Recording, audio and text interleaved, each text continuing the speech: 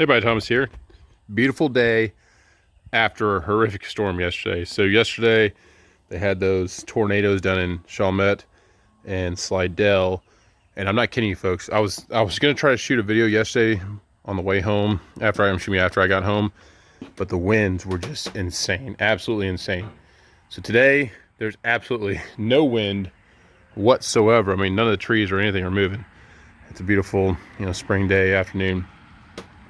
But today we're going to torture test a blade that has been used and abused, and we may blow this blade up, and that's just, a fact of life. This right here is a rather large beech log. The first cut I'm going to do is going to average out at over 23 inches. It's going to be, 24 and a half.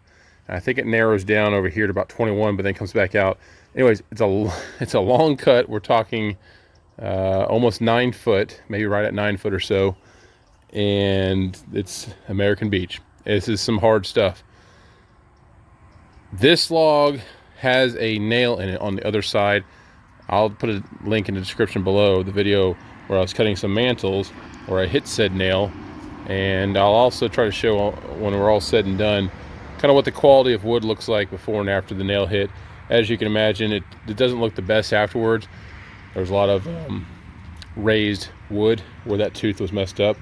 But the blade we have on here, which again we may very well blow up, this blade has been sharpened, I believe, 5 times. I think it's 5 times. So we're asking a lot of this blade, and I'm going to torture test it. And this blade, I'm not going to lie, Miss Robert probably not the happiest with me. Yep, she's got some buildup, she's got some rust, this, that, and the other, and she's missing teeth. So I counted 5 in total. There's a missing tip of a tooth right there. There's a missing tip of a tooth right there. And there's a couple others around it. Like I said, there's a 5 in total. Running a blade that is missing teeth is okay, as long as you're not missing, say, maybe 4 consecutive teeth in a row or something. So if I had, missing tooth, missing tooth, missing tooth, missing tooth, that might be a blade I want to get rid of, because this section right here, there won't be any kind of guidance for the blade other than the tension alone to get it through the wood.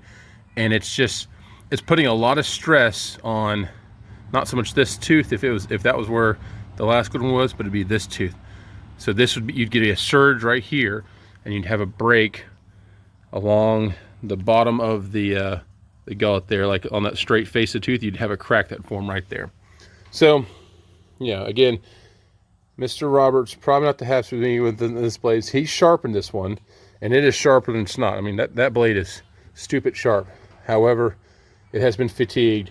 It has maybe been left out in the elements, maybe got some flash rust on it, whatever. It's had a hard life, folks. This blade's seen it all. The first cut we're going to do is about 2 1/4 inches. We're going to bring it down, because it's 8 1/4 inches right now. We're going down to 6 inches, and then we'll bring the next cut after that maybe down to 3 1/2, because it's going to be a little bit wider cut. And that way I'll have 2 thick slabs, one a little bit thinner, but I'll get 3 slabs out of this that I could use, projects or turn into beautiful tables or whatnot. The bottom slab does have just a little bit of the pith, so we'll see. So let me go ahead and get everything set up. Sawmill's been warmed up, and we're going to go ahead and see if we can make this blade cut through this big old beech tree. Stay tuned. Okay, folks, so again, I'm running my blade at 1100 psi. We are not going to be using water on this. We are going to be using a diesel drip. And the reason we're doing a diesel drip is because I've been cutting a lot of fat laddered pine, all these really, really heavy, rich, dense pine logs that are just full of resin in them and sap and everything. So that's going to keep my blade clean. So we're going to try to see if that works. Hope for the best. Maybe I'll blow it up, maybe I won't. Maybe it'll surprise me, but I think after this cutting, this blade will be toast. So I'm going to do a slow drip. All right.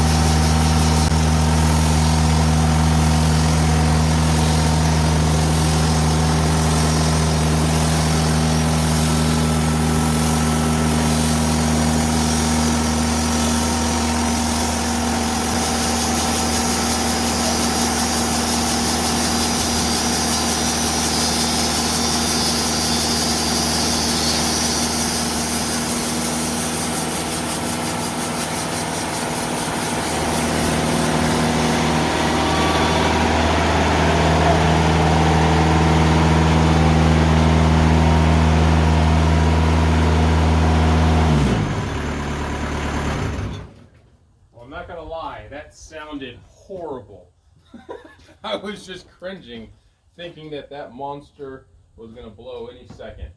You can definitely tell that this blade has hit something before, and there was, and that. But saying that, yes, you can tell that it was sounding like that. The cut quality looks amazing. That is a phenomenal cut quality, though. I could not believe it. That sucker was true, and it didn't really leave anything. That is insane. And I'm only running diesel on there. 25 to 26 inches right here at the start, 23 inches there. So again, this averages out quite large. That's a heck of a slab, folks. That's a beautiful slab. I am a big fan of American Beech. Been cutting here recently. Now, can she do it again? Whoo, I don't know. That sounded horrible.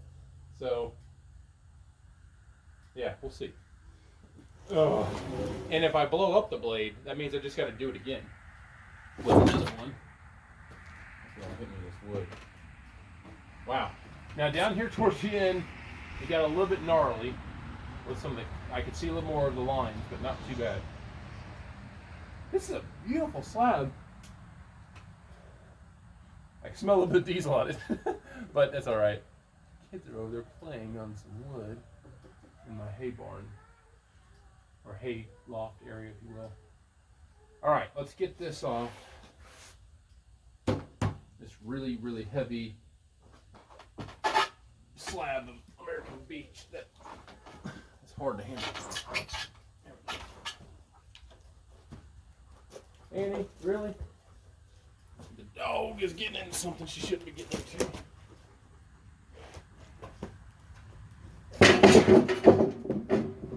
Oh. So that slab is at 2 1/4 inches. So the pith section is right here. That bottom slab I gotta leave thicker. I might turn it into some more mantles. We're at 6 inches, which is exactly what's reading on my chart over there. Well, screw it. Let's just cut it straight at 3 inches. Will the blade make it? I don't know. When she blows, you'll probably see me jump. Oh.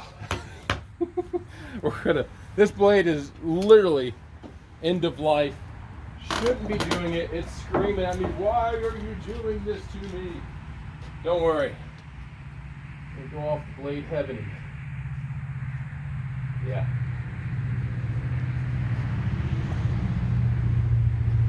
Make sure get a good usage out of it. Bearings are good temperature. I might add a little bit of grease. Just for giggles.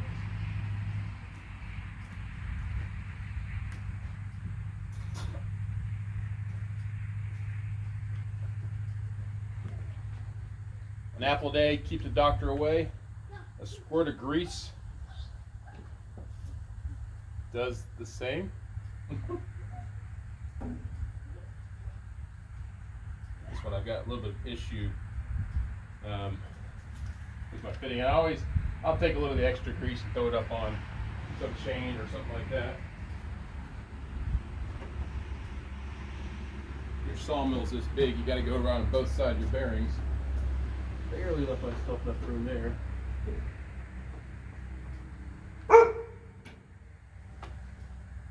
All right. Torture test. Come on, baby. You can see one of the teeth right here that's missing, so that's probably. Oh, that blade's nasty looking too. It's all rusty. Robert would be so unhappy with me. But I think she's gonna do it. We'll see. 3 inches.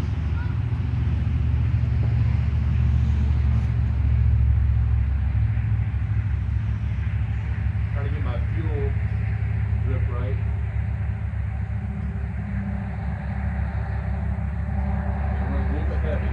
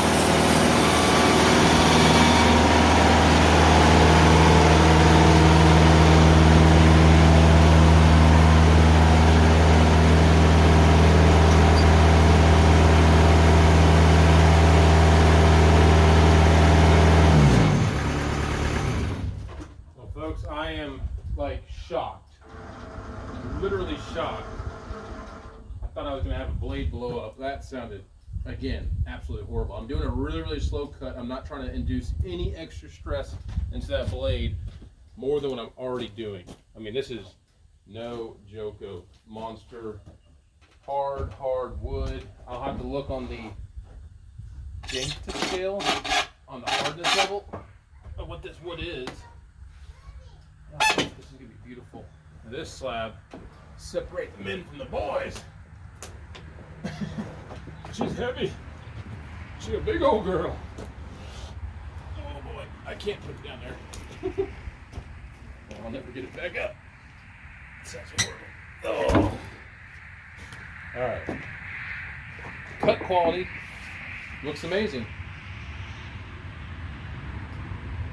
Quite impressed that that blade, we torture test. I mean, we ran her through her paces. Let me get these out into the sun where you can see this. I think I just found my new islands or countertops or tables. I like a lot. Got some cool spalt down here. Let me get these out into the sun, show you what they look like. We can all ooh and ah. Yeah, impressive. That's a Timber King Ultramax blade that has been run to the extreme. I know it's a long video, a lot of slow cutting, but folks, that's impressive. I thought she was gonna blow. Stay tuned. Okay, folks, these things are massive. I'm already, as you know, I'm a big dude. I'm 6'3", 310 pounds. And these slabs kind of make me look small. Largest slab here, if you go to the bottom, well, let me go to the back side because that'll be the widest absolute cut. That's 28 inches. The top cut here was at 26. Ooh, 26. Down here, 28. On the back side here, I'm sure that's even wider. This one right here at the narrowest section is 22. That's the narrowest. This one over here, 23-ish narrowest, but if you go to the outside, we're looking at 25 inches. All in all, every one of these could be a countertop or something like that.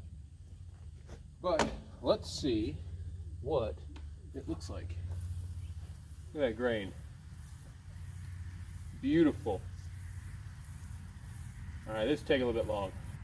Let's speed this up. Fast forward.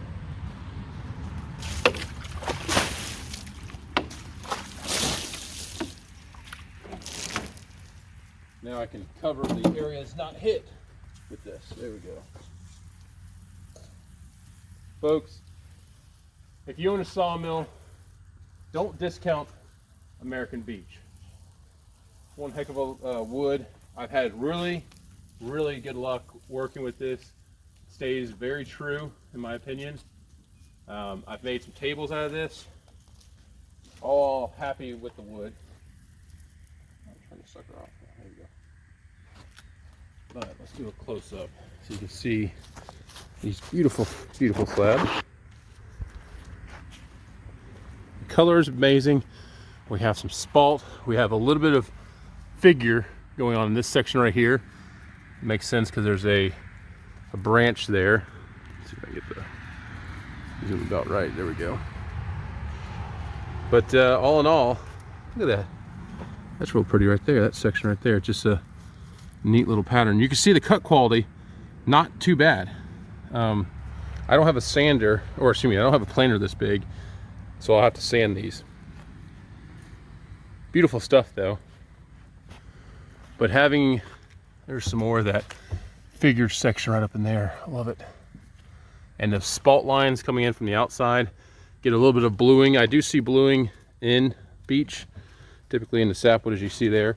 And we have this really cool pattern down here towards the bottom, which I like. So very happy with these. Amazingly beautiful. This section right here is beautiful. You see that grain. Yeah. Yeah. This is some good stuff. Really good stuff. Hope you enjoyed this video. I will be having a sawmill show the 30th of April, and I'll put this in another video, and I'll post it on a few of the forums and stuff like that. And I will have hundreds of slabs for sale. Maybe one of these might be for sale. Maybe I might keep these. I don't know. We'll see. But where the goats are over here, little turds, this is the other part of this beech tree. This one right here, the corresponding piece to this had the nail in it, and it's going to a dear friend of ours. We're making them a mantle, and this one right here I have to make a mantle. So I might have a matching mantle and kitchen island or table. I mean, shoot, this could be a dining room table if you join the two, or even if you did an epoxy between them. It's beautiful. Very, very happy, very impressed that that blade did what it did. Let me get the full length of this if I can. 1 second. I'll go to the shorter end. So just over 8 foot. 8 foot, say 5 inches. 8'5". But there you have it, folks. Hope you enjoyed this video. Beautiful stuff. Goats in the background. Good stuff. We'll see you around. Thanks.